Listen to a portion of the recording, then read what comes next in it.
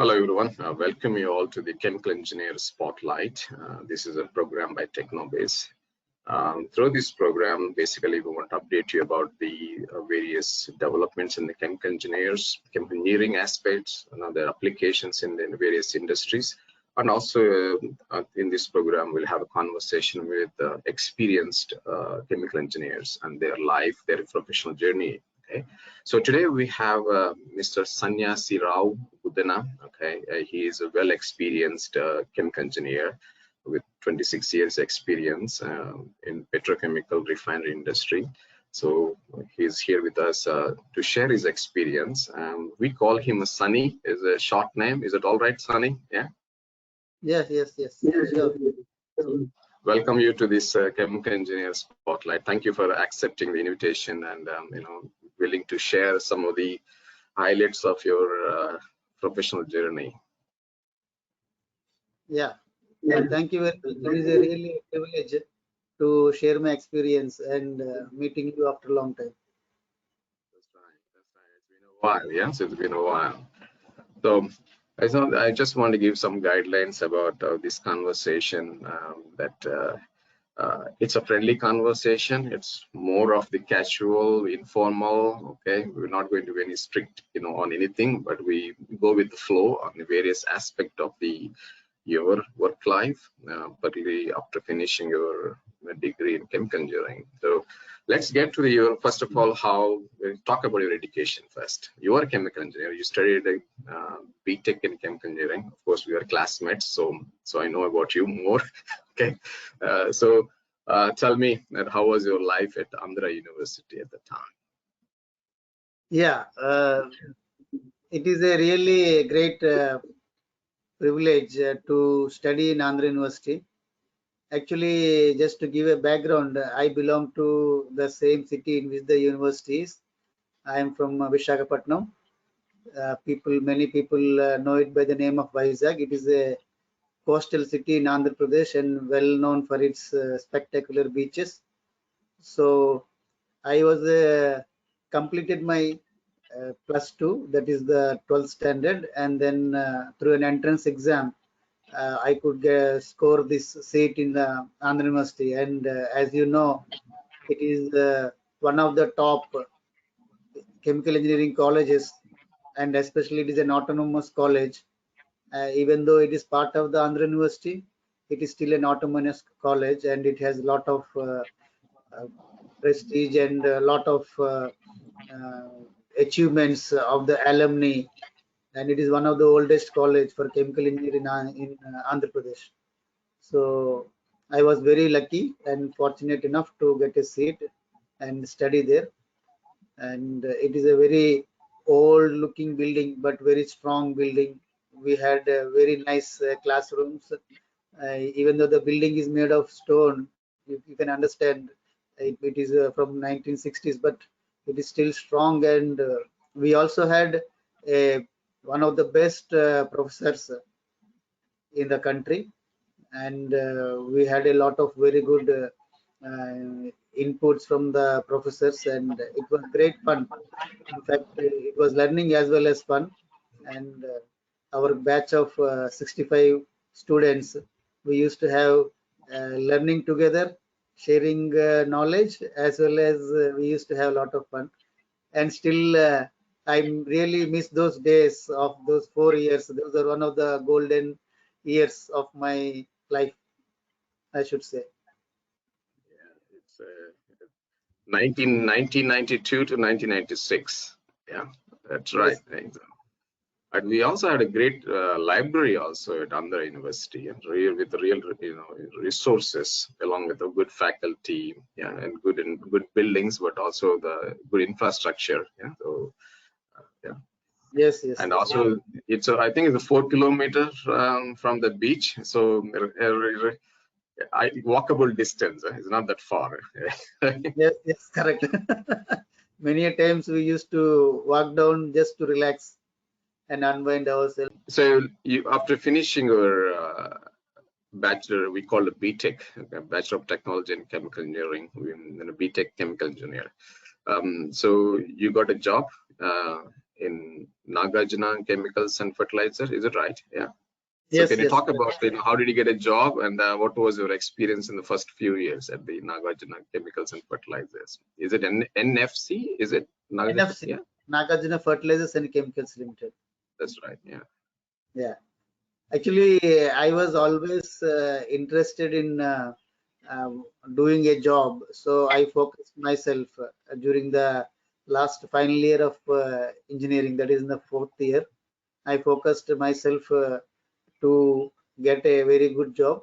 So I also attended certain group discussion coaching also, which will enable me in the campus interviews. So I got this job, Nagarjuna Fertilizers and Chemicals Limited, through campus, and it was a very tough competition, I should say. People like you are very, all were very knowledgeable and having a lot of learning also. So in those days, and getting through that campus interview and getting the job also was quite tough. And nowadays there are many more opportunities outside also. So Nagarjuna Fertilizers is a well-known fertilizer company. It is a private company among many of the public sector fertilizer companies, and it was a fantastic experience. I was there in Nagarjuna Fertilizers for 8 years, and as soon as we joined, the best part is we were given 6 months training, that too Called classroom training. GET, right? GET, yes, we were Yeah. exactly graduate engineer trainees. So the company has very good training facilities, and they have a very well established program to impart training.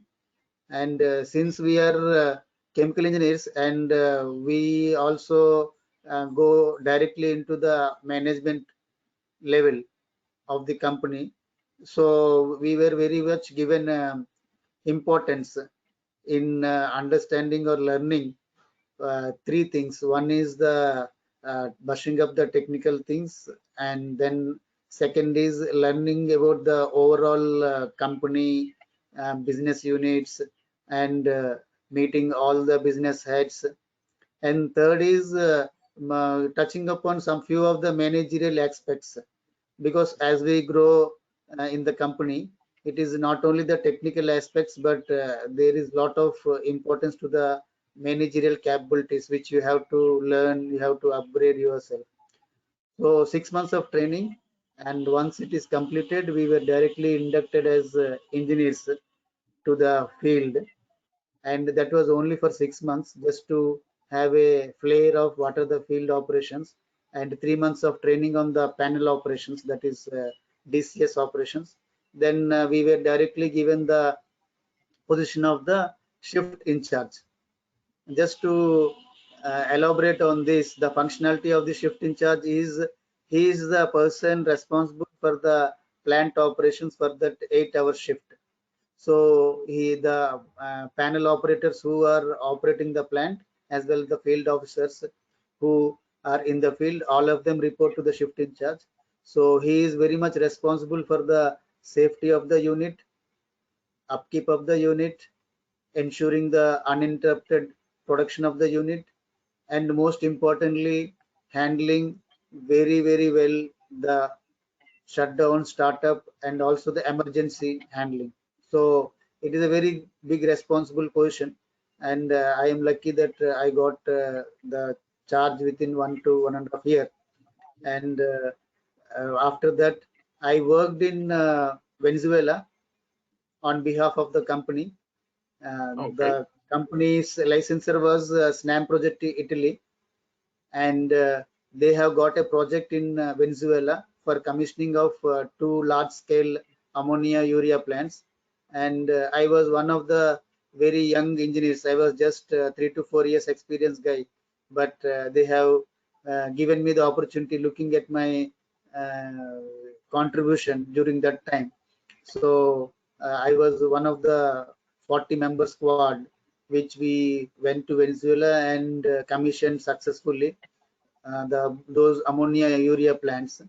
And I should also tell you that we have worked on behalf of the licensor SNAM project in Italy, but among these 40, couple of engineers, myself and one more engineer, both were asked to work extra 6 months and train those local Venezuelan engineers for the operations of the units.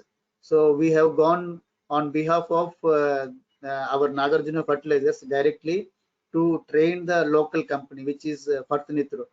So we had been again there for another 6 months. So totally 2 years I spent in Venezuela. And I should say I loved the country. The people are very warm, and the language also I learned. I used to read their newspaper also. Now it has been almost 22 years, so I lost touch, I should say. But still, their music and language I love very much. So I came back in 2002. Then I got married in 2002, and then after 2 years, I thought I should explore newer opportunities, and got opportunities in Thailand, and which is a petrochemical complex. Before we go into the next stage, but I'd like Yeah. to get some details about your NFC. So for the benefit of the audience, what kind of fertilizers they produce at NFC? Yeah.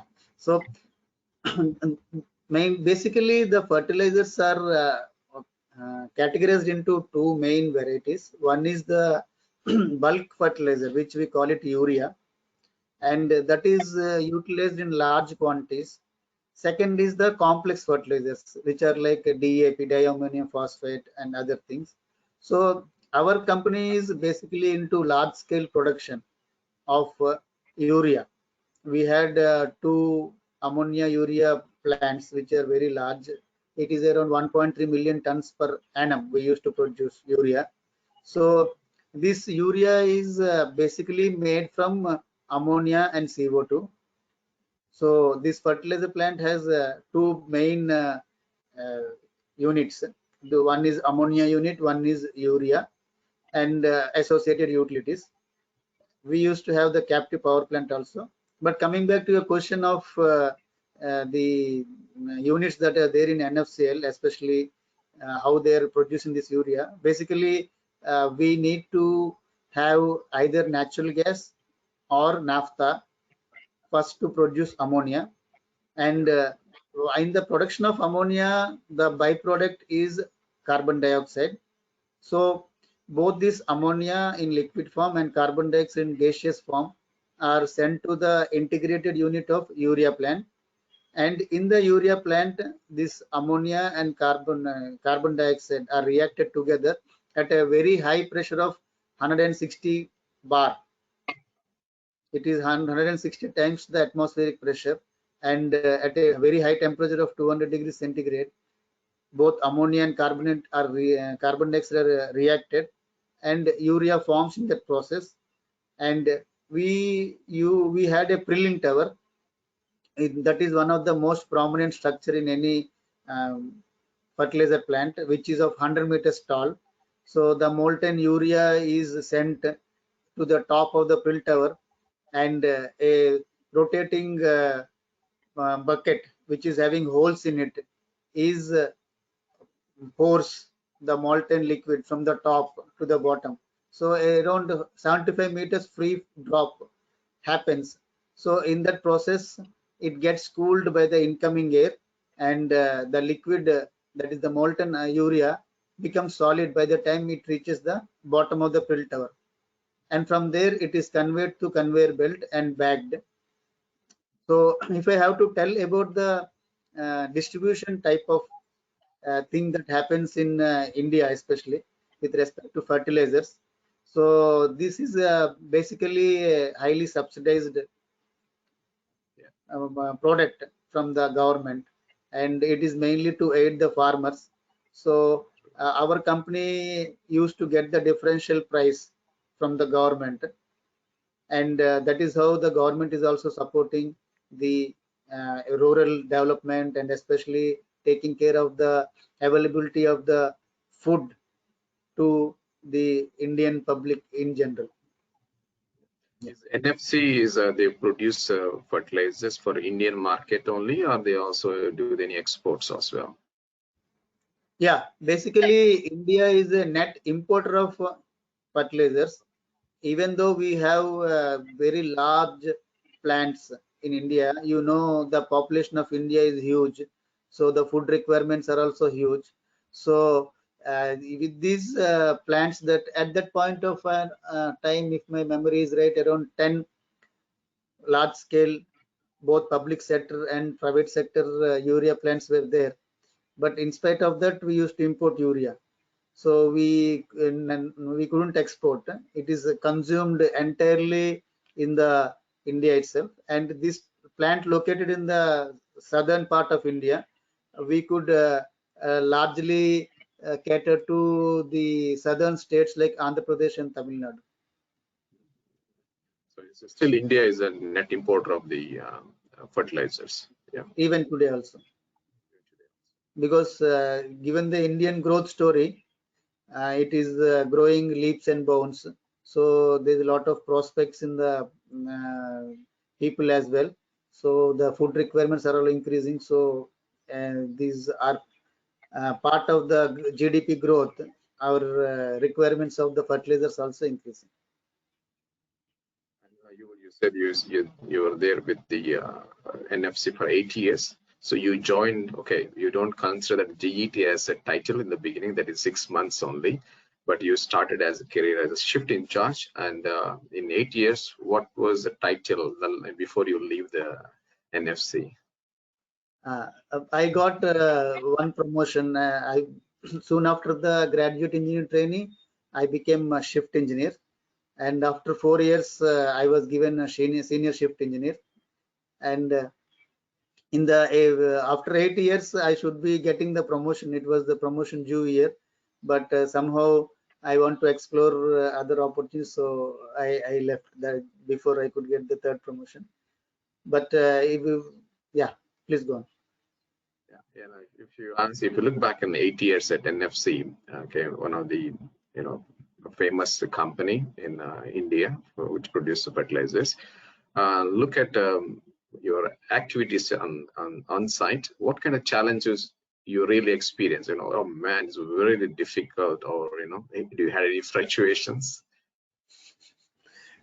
I should say that there were lots of challenges, and what I see was from the beginning, on the top of my mind, I had that if I have decided to do certain thing, and if I have opted, if I have given my choice, then never in my mind any type of frustration used to occur. So yes, there were lots of challenges, and I used to always try to find solutions through that. And being a very young engineer, I would say that it was quite tough for me, because taking the charge within 1.5 years, it is very few people were given that responsibility. So I had to do a lot of fast learning. I have to do a lot of studies. Then I would say when we were in the college, I thought learning these technical aspects will stop soon after we come out of the college, but it is not the case. We have to keep on learning. We have to read books. We have to read a lot of technical things. So learning about this urea plant, learning about this ammonia plant, I would say working 8 hours in a shift, coming back to the room, to our hostel, and then again reading those books. It was quite tough, but somehow I could manage. And there was a very good culture in Nagarjuna.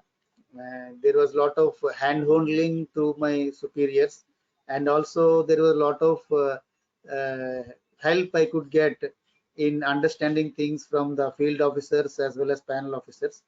Even though they can see that I can become their boss, but never in their mind it occurred to them that we should not give him the required skills or inputs, knowledge about the plant. because many years finer aspects you will learn only after working in those units. So that way it was both of on the job training as well as reading lot of material, lot of operational manuals, lot of SOP, standard operating procedures, understanding the main safety, because even though this is a chemical industry, but safety, it is of paramount importance in any industry, and not only in any industry, in our real life also. So a lot of emphasis was there on safety and learning those aspects of the safety. So that was also very, very challenging.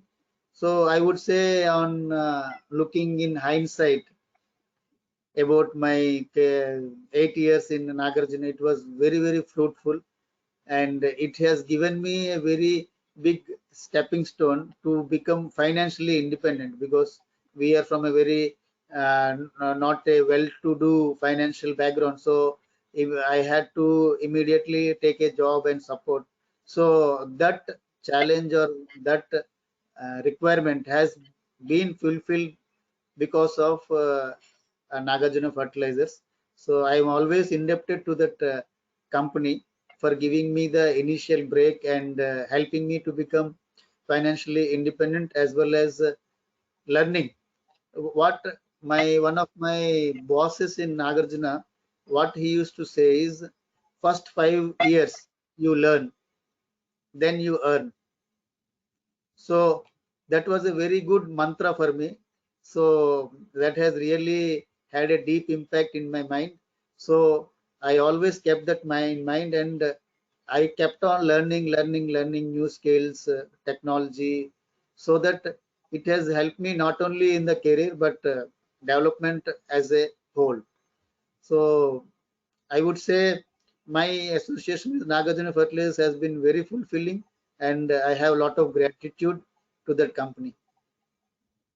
And you got also got experience with having a chance to go to overseas, particularly not, most of the Indians like to go to US, UK, but you went in Venezuela. Okay, that is an interesting country. So how did you manage the culture? You definitely have cultural differences or understanding. So how was your experience? Okay, they're great people. Definitely, I know a couple of people as well from Venezuela. They're friendly people, nice people, beautiful people as well. And so, can you tell us about your life other than the work? Of course, you have work on the commissioning of the plant. Okay, I think the same story repeats what you're doing at the Yes, NFC in India, or this plants technology is similar. But most importantly is that working with the people, with the totally outside your comfort zone, let's say, in terms of the culture, language, I'm not sure about other issues involved, or food. Even we could be, Indians could be picky on, oh, I like to have this kind of food, so tell me, what's your experience other than the, uh, non-technical issues, particularly with the people and the life there. Yeah. yes. Actually, I should say, when we were told about Venezuela, first of all, I remember Venezuela because there were a lot of renowned Miss Worlds coming from that country. So I know there is some country, Venezuela, but I didn't know where exactly it is, whether it is in Africa or South America, I do not know. So then I started looking into the map and found it is on the northern part of South America. And we were also told that it is a Spanish-speaking country, and nobody from our company, they understand Spanish. So we were given some training in Spanish in through one teacher who came to Nagarjuna, and they have taught us, and it was initially very difficult, and since we were not accustomed to speaking that, so we were very skeptical. But once we reached that country, mostly three things were very, very noticeable. One is the climate of that country is the same as ours. It is also a tropical country. So we didn't have much problem, unlike Europe or US, where there's a lot of cold and all. So that is one thing. Second is food. As you have rightly said, we Indians are very, very choosy about food, especially the vegetarians. And I was lucky to be a non-vegetarian. So I can eat some white meat and fish and eggs and all. So for me, it was easy to engage there and easy to have their food. Actually, I used to eat a lot of local food, and especially with this eggs and chicken. And one more difference is the culture. Indians are very, very conservative, and their culture is totally different. They're very, very open and very highly friendly, and they invited us to their homes, and we used to have a lot of dinners with them. And so there are a lot of cultural differences also. But the best part about Venezuelans are they're very, very free spirited people, don't have any legacy thinking. And what I have seen is from the popular belief about Venezuela from outside based upon the news, it is entirely different aspect when you really live in that country. So it was having very good industries, lot of industries were there. And at that point of time, this Fertinitro plant was also huge plant which was coming up, and there were a lot of refineries also coming up during that time. And slowly and steadily, what we could establish is because of the friendly relations, our working with them has been very, very smooth, and they were not having any ego. Even if they don't understand or if they don't know, they're very open, and they used to say, yes, we do not know about this, you please explain us. So it was easy for us also to teach them about the units. And mainly one main difference is they have a lot of party culture. Come Friday, everybody will rush to the pubs, discotheques, lot of music. Basically, they have two types of music. One is merengue, one is salsa. And we also used to go to the pubs and have some drinks and mix with the local people. And we enjoyed their beaches. They have pristine beaches, beautiful beaches with clear water. And one of the best memorable incident that has happened to me is the viewing of the tallest falls, that is the highest falls in the world. It is in the Venezuelan country, and it is almost more than 1,000 meters. The water falls from a plateau, and by the time it reaches the surface of the earth, it travels 1,000 meters. So it is highest waterfalls in the world. So I was very fortunate to have a view. We have to go in a chartered flight, and from the chartered flight, we can see the falls happens from a huge elevated plateau. So that is one of the beautiful experience and most memorable experience. And slowly and steadily, I started learning their language, and I started interacting in Spanish. And I used to tell the uh, friends there, local friends there, to speak to me only in Spanish. And they used to get one newspaper during that time. El Tiempo was the newspaper, which is equivalent to the Times in India in English actually. So I used to read their newspaper, and it was very, very fun. And one of the luckiest part is I was a bachelor. So So you I have flexibility, yeah? Yeah. yeah, yes, yes. So most of my friends were having kids back at home, so they used to have a lot of trouble because managing those kids school and all by their wives used to be a trouble. But since I was not married, so I had a very gala time compared to my friends who were married. So you had global experience in the first years of your career itself, by working with the Spanish speaking people. And as you know, the Spanish is probably one of the top three speaking languages across the world. Okay, I'm not sure. After English, probably Spanish, or I'm not sure Hindi or Chinese. Probably, yeah. Many countries speak, yeah. And you rightly mentioned about the culture of Venezuelans. They're friendly, and also in this Friday culture, sometimes it's good for the people relax, right? You make talk is the drinking. It's more about living a life of happy life. Yeah, right.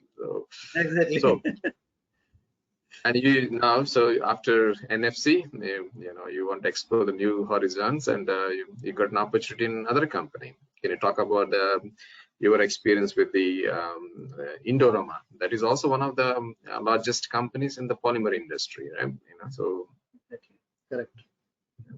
So Indorama, I got the opportunity through my friend who from Nagarjuna Fertilizers. He referred me, and he was the first person who joined Indorama. This Indorama Petrochem is, as you know very well, it is in Thailand. It is in the Rayong province, in the village near to village Banchang, and I was informed by my friend who first joined there. Indorama, if I should say, it is a greenfield project.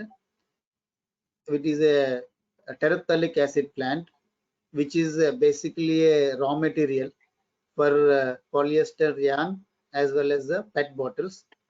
And Thailand has a lot of resin manufacturing facilities. So the uh, owner, Mr. S.P. Lohia, who is the owner of Indorama Industries, he basically belonged to Indonesia, where they were having a lot of polyester plants, polyester units. Then he thought of backward integration, and he planned to uh, have a project, that is the terephthalic acid plant in Thailand. And Thailand is a very investor friendly country, and it has a lot of uh, facilities and very well developed for this type of industries. So I joined there through the reference, and it was a group of around 30 to 35 people of Indians who are in the management level, and we commissioned the unit within 1.5 years. Foster Wheeler was the engineering company, and the licensor is Invista Technologies from UK. So while we were there, from the fertilizer background, again, it is a new learning experience. I never heard about the terephthalic acid only when we studied organic chemistry. That too in the first year of our college. I vaguely remember, yes, there is some molecule called terephthalic acid, but then when I came to know that there is a terephthalic acid plant coming up, so I was also not very sure whether I will be able to contribute. But luckily, my friend who already was employed there before me, he assured me it is a greenfield project and there's a lot of learnings. And Thailand is a very, very friendly country, friendly people, and nice atmosphere, same atmosphere like India. So I immediately agreed, and luckily my wife also, she was agreed to relocate to Thailand.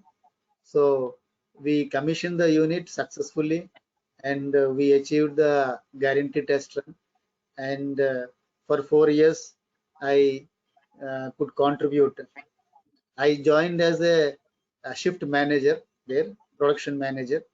Then once the unit was commissioned, I was promoted, or I was transferred to technical services from operations, and I was given one promotion. after that. That is, I became assistant general manager there. But after that, I got another opportunity, and then I had to shift.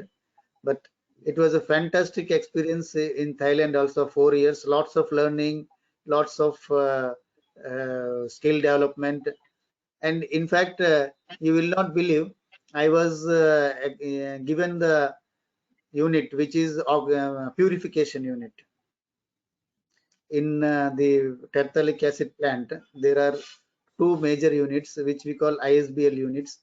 ISBL means inside battery limit. This is a common term used in the chemical industry. The units which are basically of petrochemical or hydrocarbon in nature, they are called ISBL.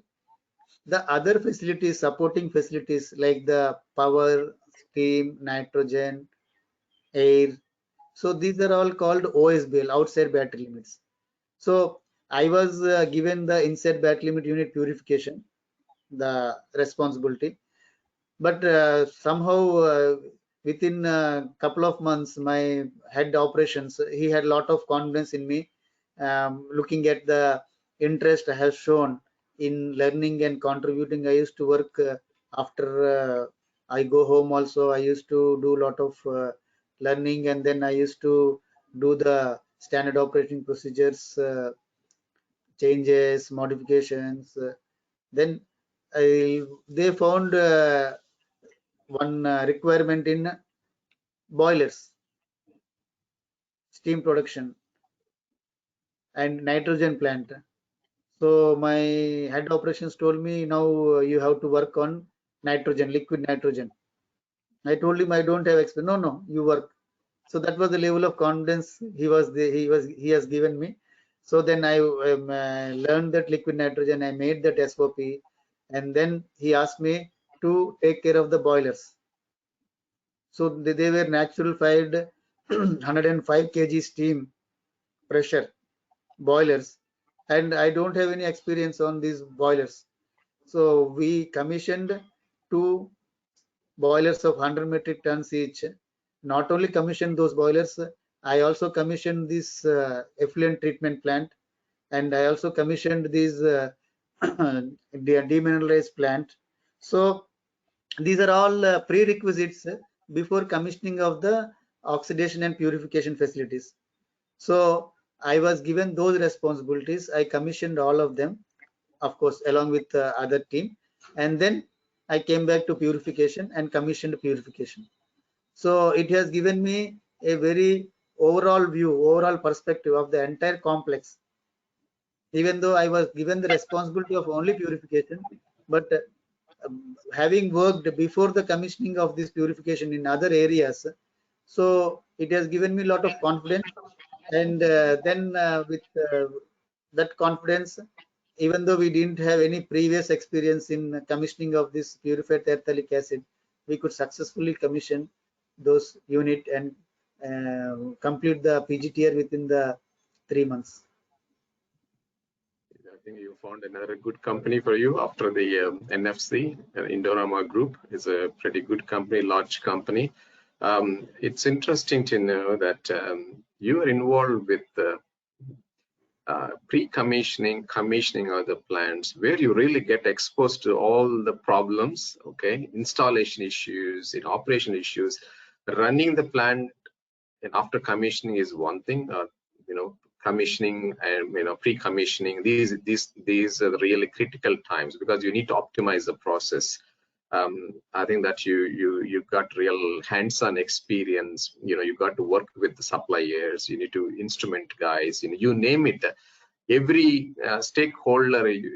When somebody is working in the commissioning of the plant and in the what you call the establishing or construction stage, you get real experience. And I think that's my feeling towards when you're working already stabilized plant, operating it, of course you have different problems. I don't want to say it's an easy thing, but learning process, learning curve during the commissioning stage.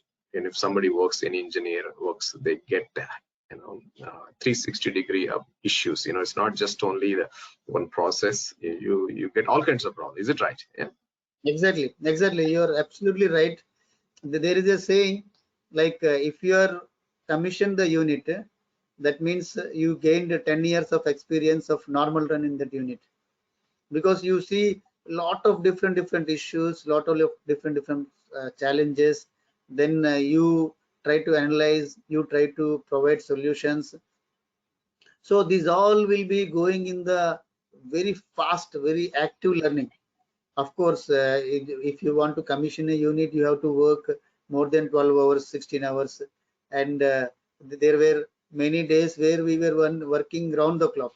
Of course, it is for a short time, but we were working almost 24 hours, because we need to commission the unit, we need to stabilize the unit.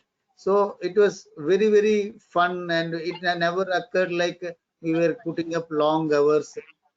Of course, from home side, we used to have some complaints, but Of the course. yes, but there was a very good culture in Indorama, an inclusive culture. And our boss, Mr. PC Gupta, he was the site head. So he used to interact very closely with not only our professional level, but at a personal level. And we used to have a lot of get-togethers in which he used to interact with our families. Then he used to explain them. Few times he apologized them that we were have to work more than 12 hours. So he used to tell our family that please don't mind, this is temporary, but you allow them to work for more time in company. This is only a temporary phase until the commission is completed. So what I would like to emphasize is that culture in the company. It is a very big catalyst for the successful run or successful operations of that unit. So it goes a long way. I know one thing you mentioned about you work on the water treatment side. Even if you want to operate the boilers, it's all about water treatment. So, importance of the water. So can you talk about in issues about water treatment in a chemical factory like Indorama? Yeah. Indorama, Indorama is a very uh, water intensive unit, I should say. And also we used to have effluent, which is to be properly treated before it is discharged to the outside. So there were a lot of strict environmental limits on the water that we discharge. So we had as I told you, I commissioned the ETP also, even though I didn't have any effluent treatment plant experience. That was a huge effluent treatment plant we had. And effluent treatment, we had two types of treatment, that is anaerobic treatment as well as aerobic treatment. So we used to have a lot of bacteria that forms part of the anaerobic treatment. So large ponds were there, which used to get the effluent from the oxidation unit, and those effluents were treated. So water plays a big role. So in the other aspect is the steam generation. For steam generation, we need lot of water. So and for the steam generation, we need demineralized water. So for demineralization, we had this reverse osmosis units. So for a demineralized unit, we should have pre-treatment plant where the sludge in the water is removed, and also the TDS, and the TDS means total dissolved solids, and TSS, total suspended solids. So these are to be removed before they come to the demineralized water unit. So total suspended solids were removed in the pre-treatment plant. So I'm just giving you the backward integration type, boiler to demineralized water to pre-treatment plant. So these are all the facilities that are required. And for that, the water that comes from the municipal supply or from the utility uh, plant, which is elsewhere outside our unit. So that water used to have some amount of TDS and TSS. So all these were treated properly, and then we generated the steam, and that steam was used in running the compressors and heating purposes. Right. So water plays an important role, and being a chemical engineer, you're also exposed to the requirements of the water. And Exactly. it's not only just used in feed water, but also the effluent treatment. If you don't follow the effluent standards, and the company has to close, or they get in troubles with the government regulations, right? So Exactly. so the chemical engineer should have actually. I feel that now with your experience, it is a pretty much multidisciplinary, a very integrated role. It's you are into the design stage, commissioning stage, operation stage, and also utilities aspects of the industry. So I think that if somebody educated in the chemical engineering, they can work in many roles. Is it right? Yeah. Exactly. Exactly. They get huge opportunities. As you have rightly said, this is an integrated role, and you every time you have different roles, different learnings. And as a chemical engineer, absolutely, if I look back, I had many experiences in not only the functional roles, that is having different experience of design, operations, technical services. Each of these roles have to have a very specific skills, specific knowledge. In fact, there is one more, project management. So these are all the areas, functional roles, which you go into, as well as you rightly said, so many chemical industries are there, different molecule based chemical industries are there, and the utilities that are supporting those chemical industries are also varied in nature. So if you see, you keep on learning, you keep on knowing new things, you keep on experiencing new things. And as a chemical engineer, that is very essential, and it is a good opportunity to learn. And I would say my past 26 years experience, I was never stop learning, or so many new things are happening, new areas, new learning. So it was a constant learning experience. So you will never get bored of that you are having only one industry or one area of work. You are exposed to different areas of work as you go and grow in this industries, chemical industry. So now let's move into your next stage, next company that you is moved to the Nayara Energy. Can you talk about your journey? I think you've been there for a long time. Yeah, is that Yes, right? yes, correct. So Can you talk how you get into that line of area? Yeah. actually, while working in Thailand, Indorama, we were having fantastic life there, and we were enjoying the life actually. But at some point of time, after working there in 4 years, that terephthalic acid plant, so then I thought, okay, I should also explore new opportunities. In fact, I don't know whether it is a very correct approach or not, but somehow I get bored if I work for certain amount of time, and I always like to learn new things. So I was thinking of what more to learn, and then I got an opportunity from India, and it was always a very interesting thing for me to work in oil industry.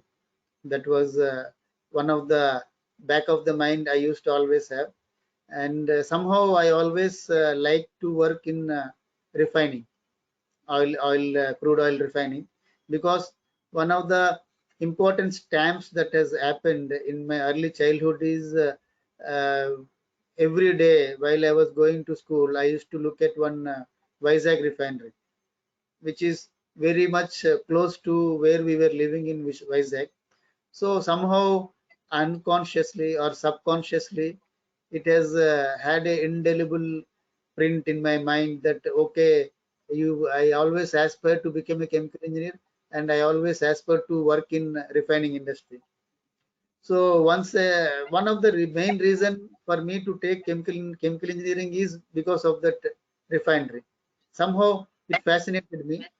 So soon after my engineering, I couldn't get a job in oil industry, but I luckily got into this Nagarjuna fertilizers, and then Thailand has happened, Indorama. Then when I got this opportunity from India, so I thought it is a one of my long awaited interests that would get satisfied. And also my parents were aged, and they need some support. My brother got settled in United States, sister got settled in United States. So I thought it is a good time for me to come back and support them. So based upon these two reasons, I came back to Nayara Energy. This company was known as SR Oil earlier, and later it was changed to Nayara Energy. So I came to here in 2008, and once I came here, I was again given lot of roles. In fact, you will not believe, I changed roles, only roles, roles in this company 8 times. In my 14 years of journey in Nagarjuna, in Nayara, my roles changed 8 times. Initially, I commissioned one hydrogen plant. Then I commissioned one crude unit. Then I commissioned one coker unit. Then I was an area manager, operations head for one crude unit. And then I was an operation head from coker. And then I worked for 2 years as the executive assistant or technical assistant to our director here. Then I was made lead simulation for 2 years, and 4 years back, last 4 years, I worked as a process head for FCCU, coker, and sulfur block. And recently, from 1st April onwards, I am transferred to one new department, that is sustainability and energy conservation, which is a very novel department. And you know, sustainability is one of the big factors, big things that are going on, and our company want to be very agile in this area. So they have given me the responsibility of heading the department. So presently I'm as the head encon and sustainability.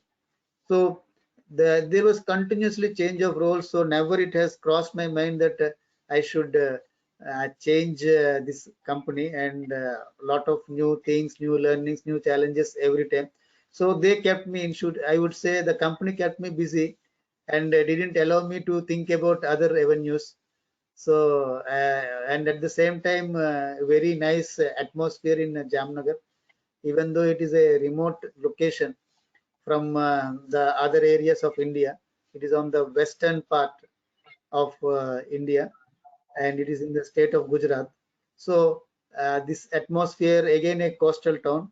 Somehow I was always working in coastal towns only, never in the interiors. It is one of the big coincidences. So nice atmosphere, and nice people also here, and I made a lot of very close friends. So enjoying the life here with changing roles, learning new things again, and especially as a chemical engineer, you know, never you will get always ample opportunities to keep on learning, keep on enhancing your skills. So look, so the way you mentioned that you've always been encouraged and also challenged with the new roles, the new areas of work. I'm hoping that they also keep on increasing your, salary as well, perks. So I think that is also one of the motivation, right? It's having a good work environment, but at the same time that paid well, and also it's another motivation to stay on the same company. And I think that is a, so I'm hoping that your perks keep on increasing, bank balance keep on increasing. Is it right? Yes, It's a natural process, So yeah. exactly. So, yeah. So you at Nayara, I think you've been specialized on the FCC, right? Fluid catalytic cracking units, and also the coker. Yeah. Can you talk about the process involved and what happens in that FCC so that audience understand? Sometimes people energy means okay, the title Nayar energy, or is it a solar energy? Is can be something else. So it's basically a refinery, yeah, a refinery plant and various sources of energy. So can you? I think you've been well experienced now with FCC, coker, and also the CDUs. Yeah. So can you talk about those experience on it? I mean, what is this process all about? What kind of things you learned out of this process? Yeah. Yeah. Basically, Nayara Energy is one of the largest private refineries in India.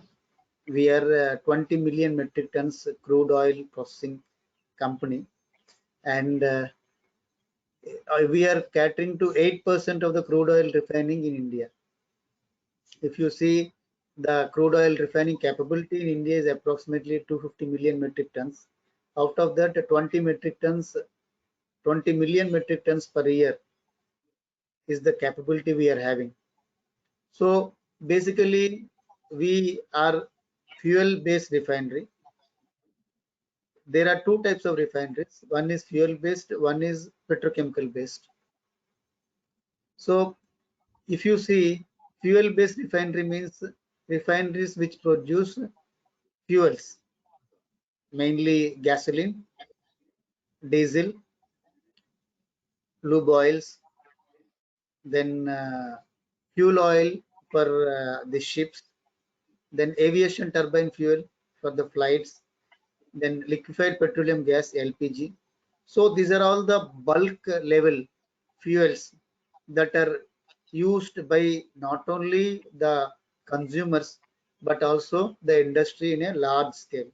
So if you see refining industries, their capacity will be huge. If you see petrochemicals are value added products on the material that comes out of the crude oil. So basically petrochemical is a material that is used at a personal level as well as the industrial level, but its source is also crude oil. So many of the companies, mainly the modern refineries, they have found that integrating the petrochemicals with the refinery is a overall value added proposition, and it gives lot of profits. So there are many refineries which are having petrochemical based refineries, especially the Reliance refinery in Jamnagar, who is our neighbor. Having said that, we are also venturing into the petrochemical business. We have recently revamped our FCCU. I will come to the factor of the process of how the crude oil is converted to the products. But before that, I am just giving you a bird eye view. Yeah. So the petrochemicals will also be manufactured by our company, and we are implementing a big project, polypropylene project, in by this end of the year, that is expected. So for that, we revamped, modified our FCCU from gasoline diesel based unit to propylene based unit. So we have modified it in the last turnaround, and once the polypropylene plant is available, ready to take the feed, we will operate the FCCU in the petrochemical mode, that is propylene mode. So this is brief about Nayara Energy and a bird view. Now coming back to the specifics of this crude oil, how it is converted into the products. I would say refining is one of the most well integrated cluster of units to get the desired products. As I have told you, the gasoline and diesel they are not the products of a single unit. It is a blend. We call it blend of many outputs of many units. So basically, crude oil first, when it is introduced in the crude distillation unit, that is the crude distillation unit is the mother unit. So from there, the products like LPG, then sour gasoline, sour naphtha, then sour diesel. Why I am saying is sour because crude as such, it is from the mother earth. So this mother earth has lot of other elements also, like this sulfur, and this sulfur is one of the impurities in the crude oil. So when we distillate it in crude unit, the diesel that comes out from the crude unit, or the naphtha that comes out from the crude, it has a lot of sulfur.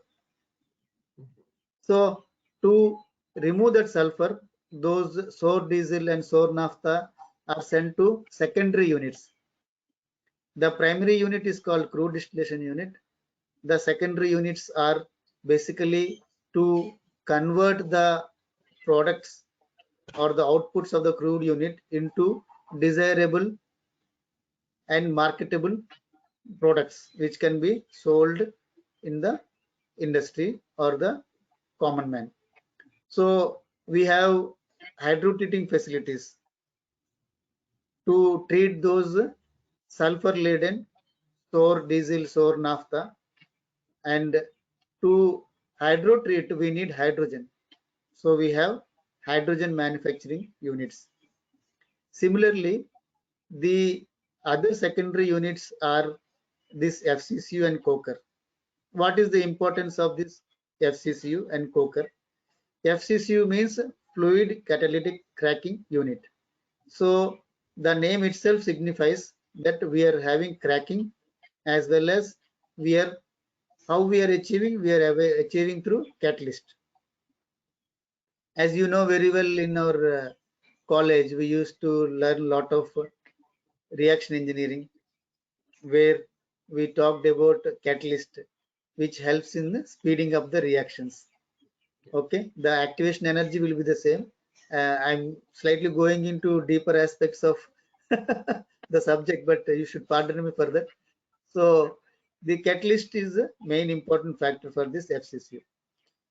I will come back to the coker unit later, but this FCCU, what it does, basically when we distillate the crude oil, it has a lot of products internally with it.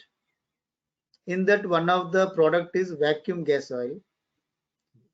This vacuum gas oil is very heavy material, and it has bigger carbon atom molecules, and that vacuum gas oil we cannot directly sell in the market, and it cannot be used as a ready-made product in IC engines or any other areas. So these big molecules that are there, that is, I would say C22. If I say C22, it is a molecule which has 22 carbon atoms. So C22 to C40 molecule based hydrocarbons are sent to the FCCU, and basically this FCCU, with using the catalyst and at an elevated temperature of around 495-500 degrees centigrade, they crack these heavy molecules of C22 to C40 into smaller molecules of LPG, liquefied petroleum gases, which are C3, C4, then gasoline, which range from C5 to C10, and diesel from C11 to C20. So what we are doing in FCC is we are taking a low value product and cracking it and getting high valued products. So this is one of the critical unit in refinery, which boosts the gross refining margin of the unit of the refinery as a whole. So our focus of our director mostly and our CEO always rests on how our FCC is running. And the one more money spinning unit, that is the high GRM unit, is the delayed coker. So when I talk about the delayed coker unit, the main background is in the unit name itself, delayed coker. That means you are delaying the coking of the material. So what is its purpose? Its purpose is to again further crack the molecules that are bigger than C40. You know, crude is having C40 to, we cannot analyze also, it is having C1000 also. There are molecules which have 1000 carbon atoms in it. We don't have actually the laboratory facilities to analyze it, but the heaviest portion of the crude, that is the vacuum residue we give the term vacuum residue. That vacuum residue which contains more than C40 atoms molecules in it, that is sent to the delayed coker unit. This unit doesn't have any catalyst in it, but it cracks the C40 plus molecules into again LPG, gasoline, diesel, and as a part of it, since it is a carbon rejection process, we make a lot of coke, that is called petroleum coke. That is the solid coke, which is the man-made coke. So you can see how we chemical engineers manufacture coke also. We have one natural coke, and we make, well, beauty of our chemical engineers is we are making so many different products which are useful to the mankind. And I'm very happy to share to you that we are part of the development of the mankind also. In a very small way, we are contributing to the development of the mankind by finding out technology and process to make new products which are not available through natural process.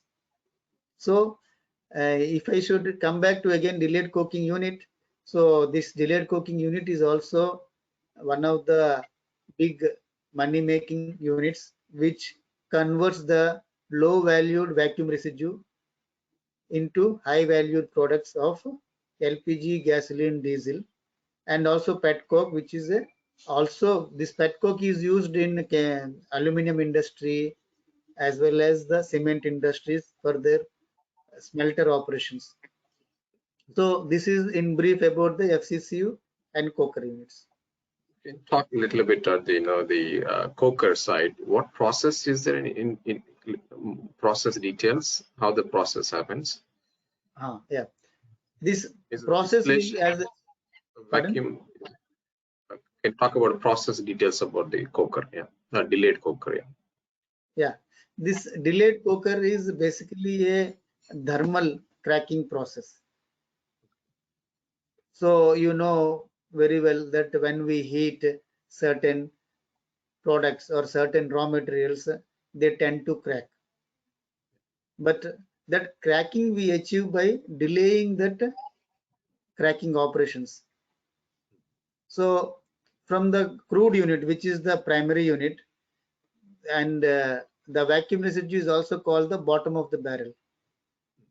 Basically, this vacuum residue in olden days when there was no delayed coker, or when delayed coker was not so popular, that vacuum residue used to be made into fuel oil for ship movements, ship engines. Then we used to have vacuum residue for the bitumen. But with the advent of coker, we were able to convert that low valued bitumen or low valued this fuel oil into high value products. So basically what this process does is we heat this vacuum residue to a high temperature of 500 degrees centigrade through fired heaters, and pass this residue into large coke drums. If I could specify you the size of our coke drum, that coke drum is around 41.4 meters in height, and the diameter is 9.6 meters. So when we pass this material into this coke drum, so what happens is that cracking reactions become slower. So we are delaying the cracking reactions.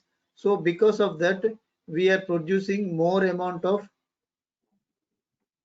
highly valued products like gas oil and LPG.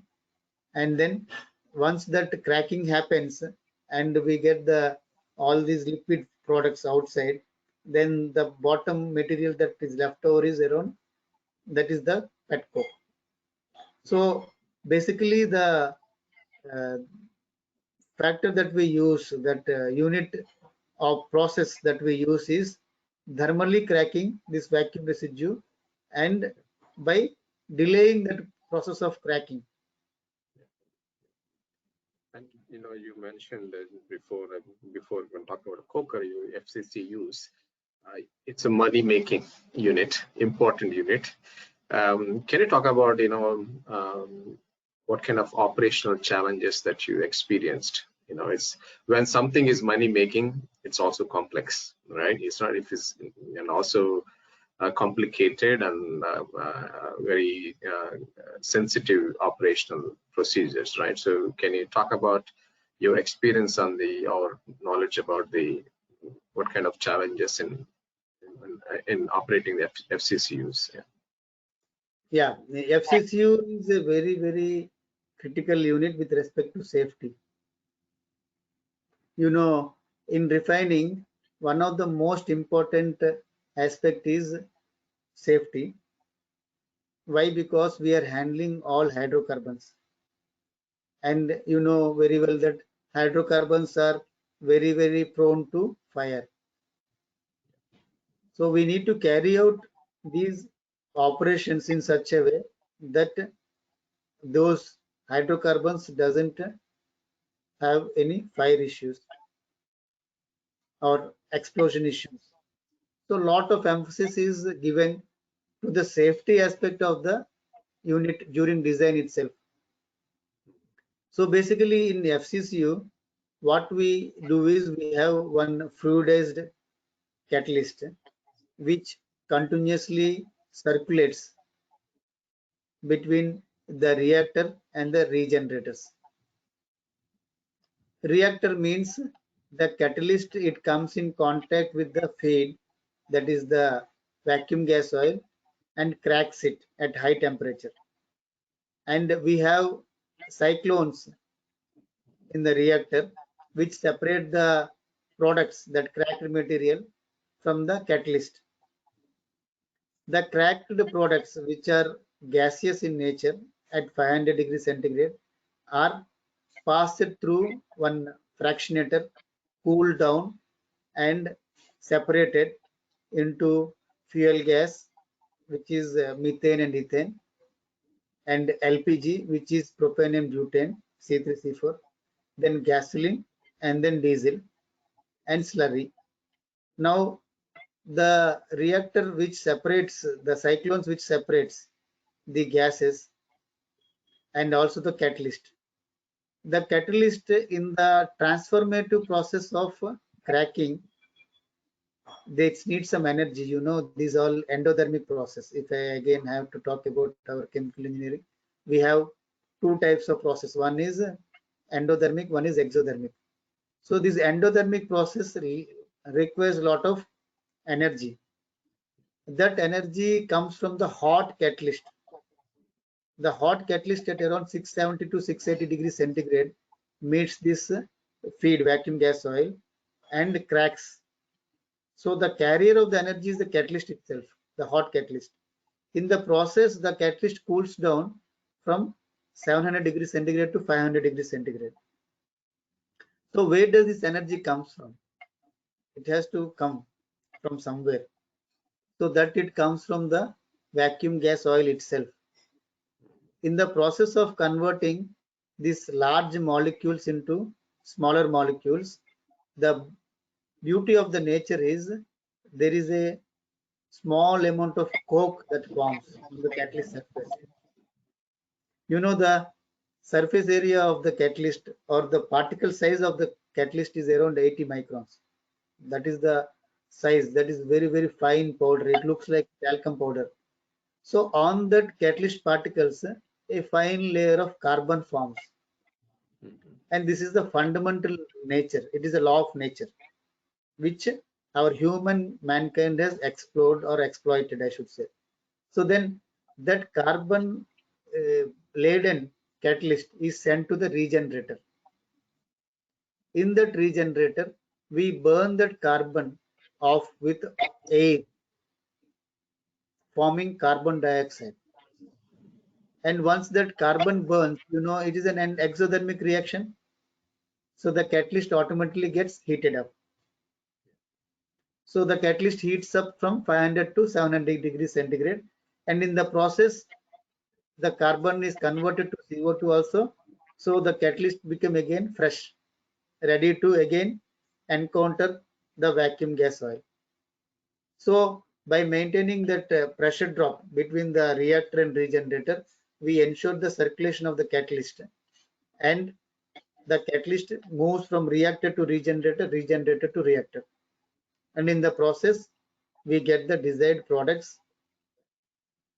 So the main challenge is how to keep the circulation on during the operations and how to balance the pressure drops across it. We just control the catalyst circulation only through pressure drop across the reactor regenerator. So that is one of the big challenge. So the unit should be designed and the operators have to be well trained for that.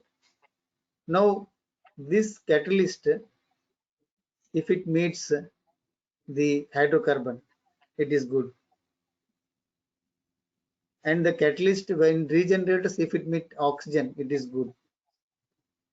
But there are two more material that are separated from reactor and regenerators. On the reactor side, this is the hydrocarbon, and the regenerator, this air is coming. You imagine if this hydrocarbon goes into the regenerator or the air comes into the reactor.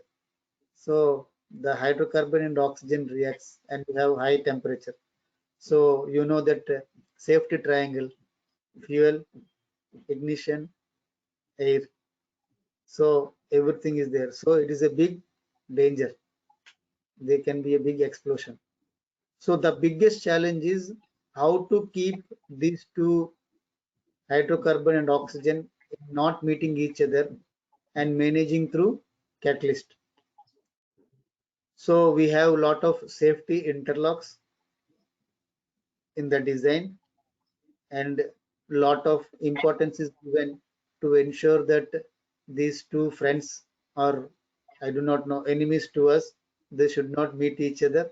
So those safety interlocks ensure that in the process of cracking these heavier molecules to smaller molecules, hydrocarbon and air doesn't meet each other. We have elaborate standard operating procedures. We have elaborate FNG systems in place, that is fire and gas detector units. And then we have requisite sensors in place. And if there is any shutdown, immediately this reactor and the regenerator are isolated from each other by a very high speed gate valves. That is, we call them knife gate valves, which immediately closes, and they don't allow any meeting of this hydrocarbon and oxygen. So I would say well trained operating people, first most important, well designed and safe unit. That is why we have very few licensors. Only 6 to 7 licensors are there in the world who design these units. And most importantly, very well established operating procedures. So these all are helping in ensuring that we have very good production of the unit as well as the safety of the unit. Is it like, because when you have so many critical parameters to take care, and particularly safety is the primary for this operation, is it automized? A plant is automized in terms of operation, or you still need to utilize some manpower to operate it? Yeah, these units are highly automatic in nature with respect to safety interlocks and instrumentation, but definitely we need the human intervention. So any refining units, we are having a unit manpower. We have the panel officers who constantly monitor and adjust the parameters, and we have the field officers who takes care of the field operations.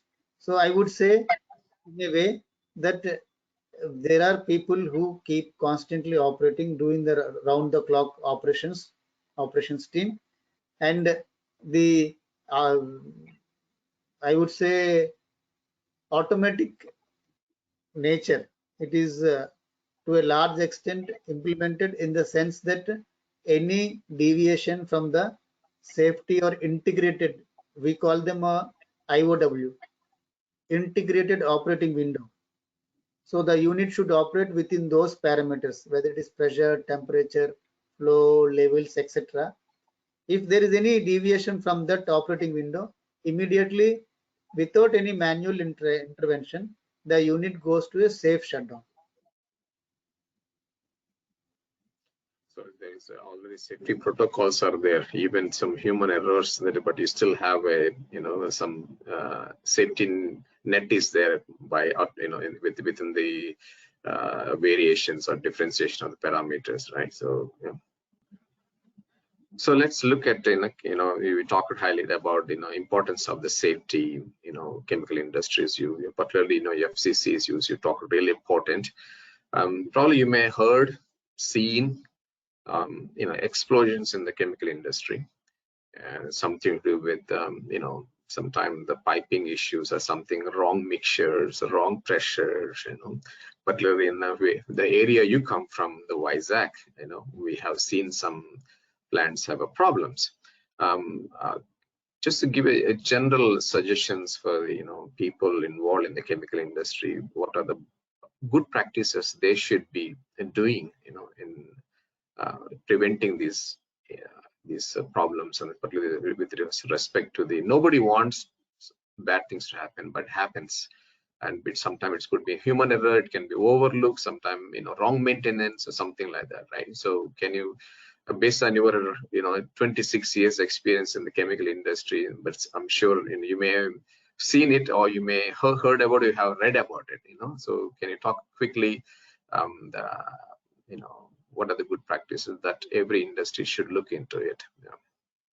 Yeah. See, as I told you before, culture is most important. In fact, one of the most important factors. So if you see whichever industry I have worked in till now, I'm fortunate that the safety culture in that company has been very, very strong. By meaning about the safety culture means, what is culture? Culture is nothing but the set of behaviors that the company represents as a group. So that is the culture. So you will find a company culture if all the employees are exhibiting a uniform behavior. So if the culture is set in such a way that it is given a lot of emphasis with respect to safety, then definitely this type of incidents will not happen. So in my entire career, I have seen many systems and practices in place, and I would like to tell you that it is a constant evolving process, lots of learnings. So mainly, one, you have to establish very good systems in place for safety, and the people are to be trained, and those trainings should not be limited for one time. That training should go on, go on, go on, go on.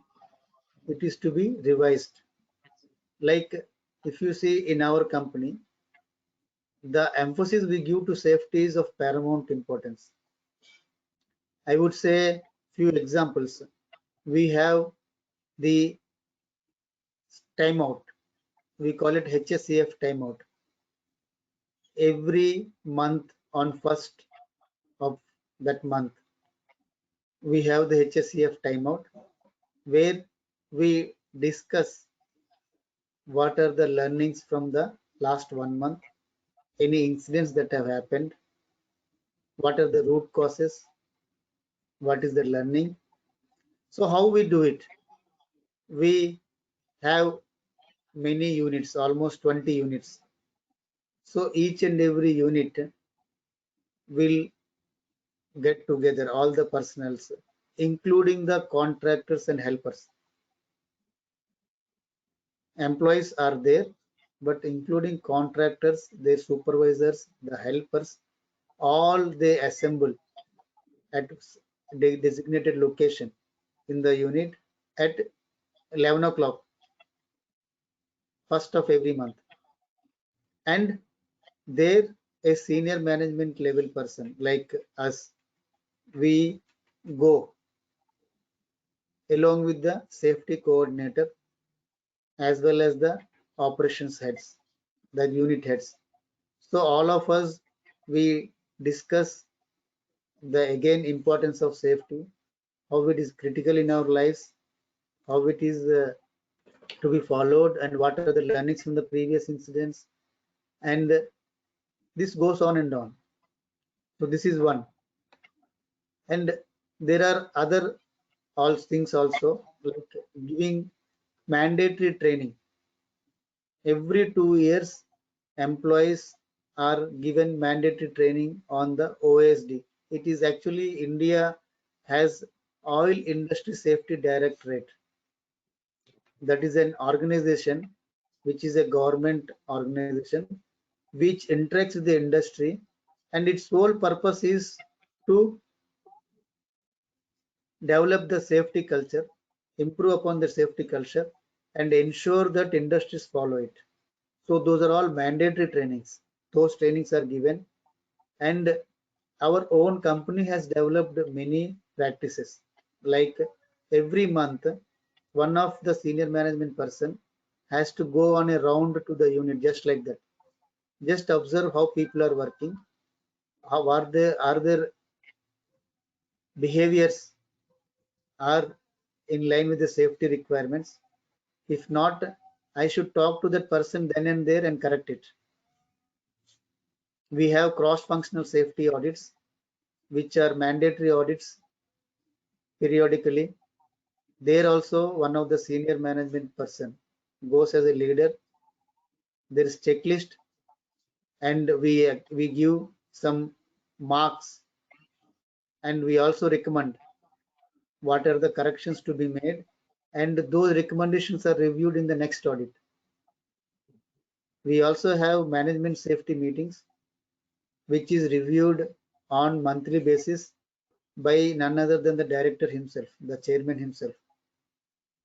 So this is a very well established top-down culture, and it is ever evolving in nature, continuous learning. We talk about best practices that have new. We also have mandatory external safety audits, representatives from other refineries. They come to a refinery to do the audit. We have mock drills, which are periodic in nature. There are three types of emergency action plans, which are very standard. So I can go on and on with respect to safety, but it all comes down to the culture as a whole and how it is being driven from the top down.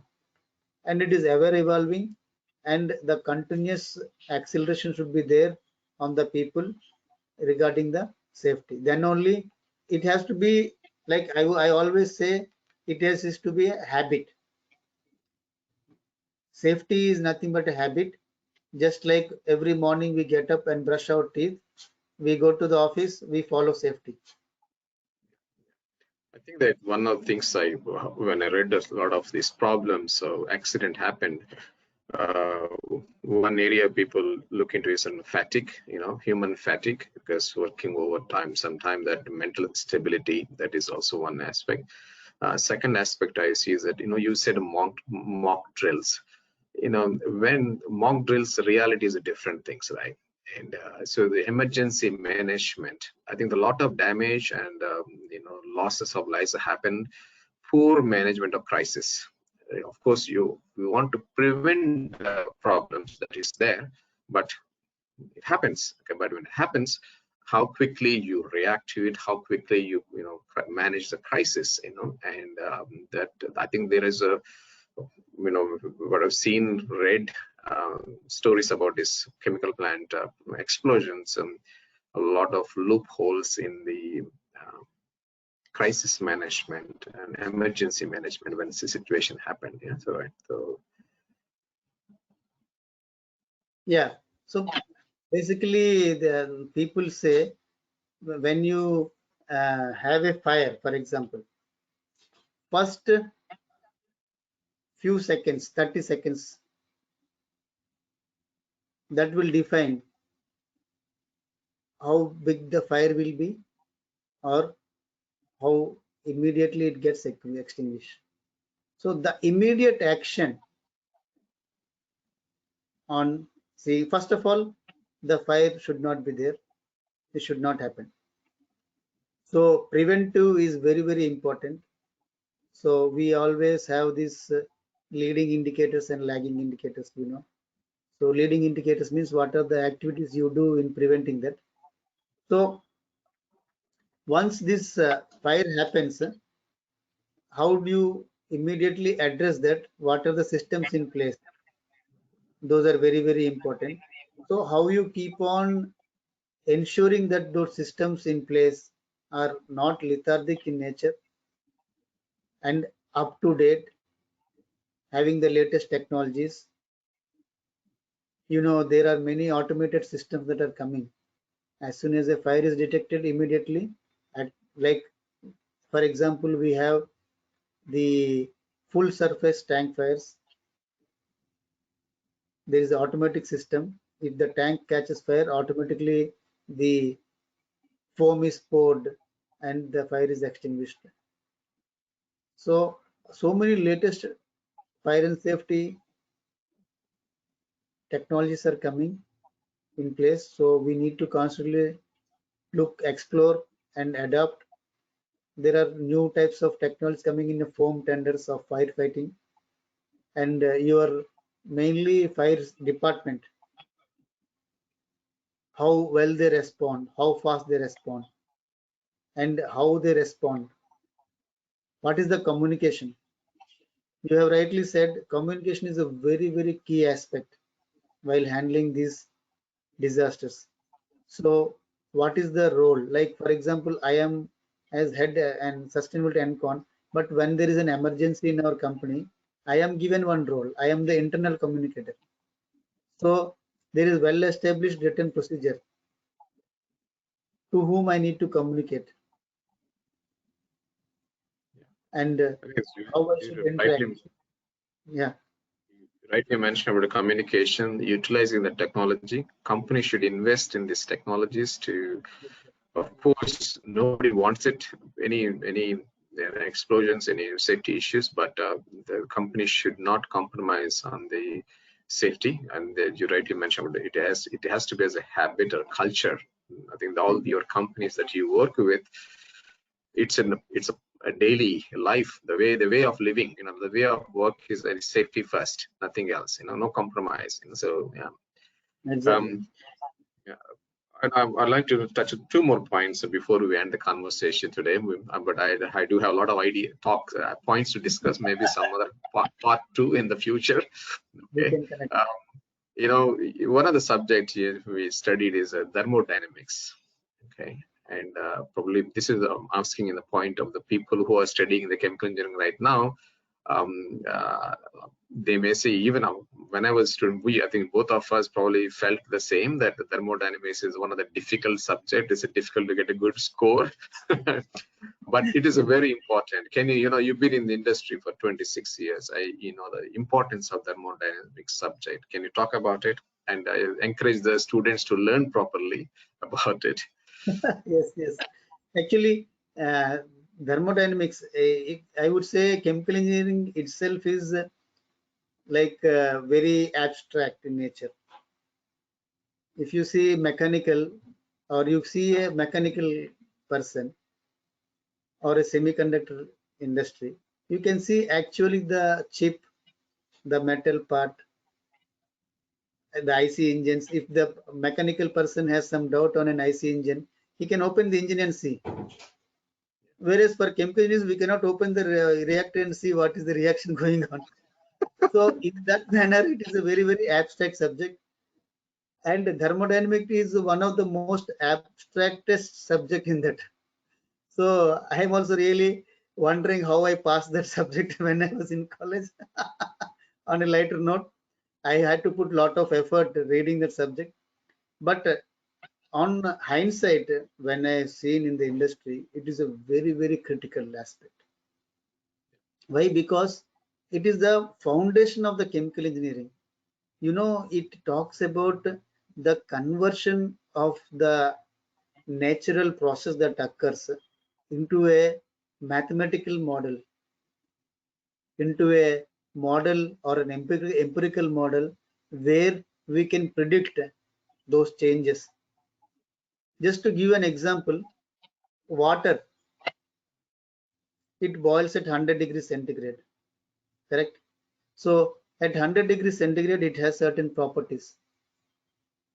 But what are its properties at 0 degrees centigrade? How can we predict? That prediction happens through thermodynamics. So thermodynamics, on a broader perspective, in a layman language, if I should say, it beautifully handles the changes in the ever-evolving properties of molecular level things that are happening. So how does it help us?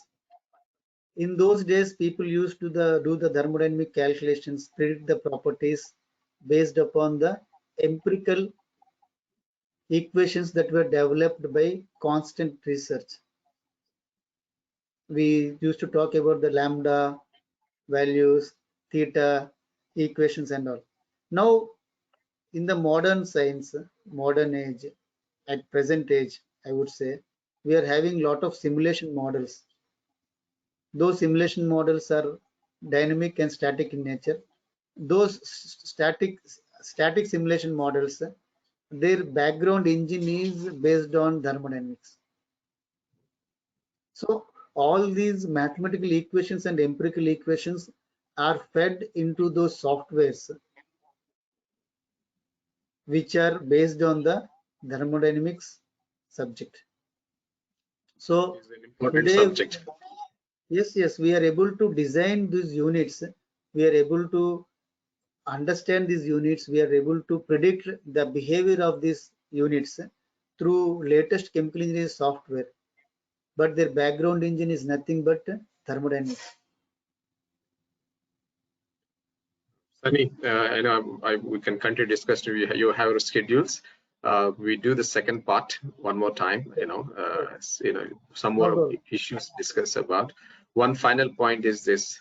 I see in your career growth, you get paid well. Okay, since you started working in MMC, Not very and well. as you know, we all study with the degrees. Whether it's any engineering.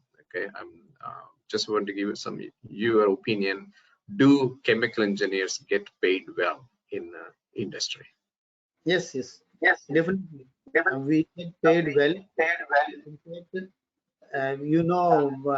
I would say many of my engineering friends, they're in software industries. Forget about people who have crossed the boundaries and left for US and other areas. their salaries will be much higher. We cannot compare with them given the currency conversion. Otherwise, if you see my friends who are shifted to other areas, even after studying chemical engineering, their paychecks are much lesser than what I get. So I would say chemical engineers are very well paid because these industries are large scale in nature, very critical in nature. So they have a lot of margins and they pay very well. And if anybody chooses a chemical engineering subject, definitely they need not worry about the money factor. And I would definitely say that it will be a very fulfilling and satisfying career for them. Only thing is they should have that flair, the passion. I always had that passion. You know very well when we were the coming out of the college. Now I don't know. Very few people are there in the chemical engineering.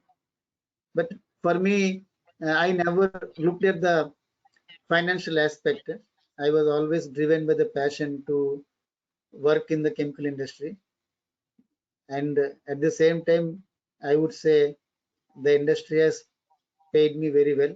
Now, I would say after this 26 years, myself as well as my family, my brothers and all, those all, we are all now at a very higher level income level because of this uh, payback from this industry. So in summary, I can say that money will not be a factor in choosing a chemical engineering. You will definitely do well and you will get lots of money. You can become an entrepreneur also by becoming a chemical. I know few of our colleagues and few of our juniors who initially started off with the chemical engineering and they become entrepreneurs and they're doing pretty well because this chemical engineering, chemical industry itself is a very large industry, huge industry, and a lot of billions, if not billions, trillions of dollars are invested in this industry.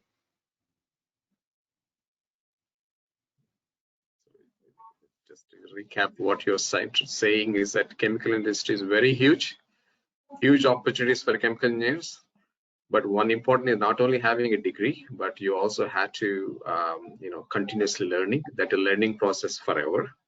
And I think you are a best example that you keep on learning, take challenges, with the new projects and new areas. You are exposed yourself, and also the most important, the teamwork. I think that is also played an important role in the growth.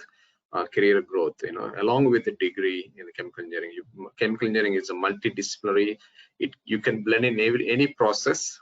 Sometimes we call the process engineers, right? So Exactly. you can blend any process. Chemical engineering is huge, many applications. As you rightly mentioned that we develop products for the mankind, for way to have a better life.